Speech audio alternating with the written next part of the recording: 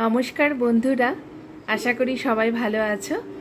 আজকে আমি দেখো একদম ক্রিমি আর খুব টেস্টি রাজমা রেসিপি তোমাদের সাথে শেয়ার করব।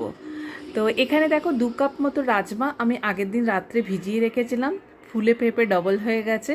এবার একটা প্রেসার কুকার নিয়ে নিয়েছি, রাজমাগুলো ভালো করে ধুয়ে এখানে দেব।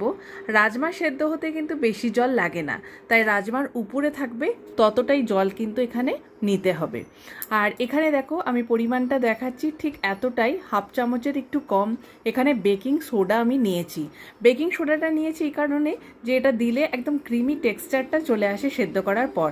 আর একটা দারচিনি আর পরিমাণ মতো নুন। এবার 3টে সিটি দিয়ে সেদ্ধ করে নিলাম রাজমাটা।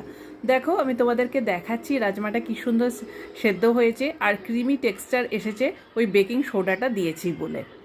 তো আমি এমনিতে প্রেফার করি না বেকিং সোডা, তবে এই রাজমাটার ক্ষেত্রে আমি দিই, বেশ ভালো লাগে টেক্সচারটা। আর এখানে একটা বড় পেঁয়াজ আমি নিয়েছি, সেটাকে পাতলা পাতলা করে কেটে নিয়েছি।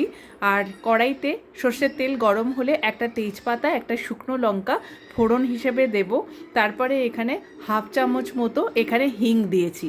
এবারে ওই যে কেটেছিলাম পেঁয়াজটা, সেই পেঁয়াজটা এখানে দিয়ে ভাজবো। বেশি ভাজার দরকার নেই, জাস্ট একটু এপিট ওপিট করে নেওয়ার পর একটা টমেটো, 3-4টে রসুন আর এক টুকরো আদার পেস্ট আমি এখানে দিয়েছি। টমেটোটা খুব বেশি লাল ছিল না বলে কালারটা এরকম দেখাচ্ছে। আর তারপরে মশলাটা দেওয়ার পর এখানে পরিমাণ মতো হলুদ দিয়েছি, আর 1.5 চামচ মতো কাশ্মীরি লঙ্কার গুঁড়ো দিয়েছি, আর 1 চামচ ভর্তি এখানে ধনে দিয়েছি। ব্যাস, আর কোনো মশলা এখানে অ্যাড হবে না। এই মশলাটা দিয়েই পেঁয়াজটাকে ভালো করে ভাজতে হবে।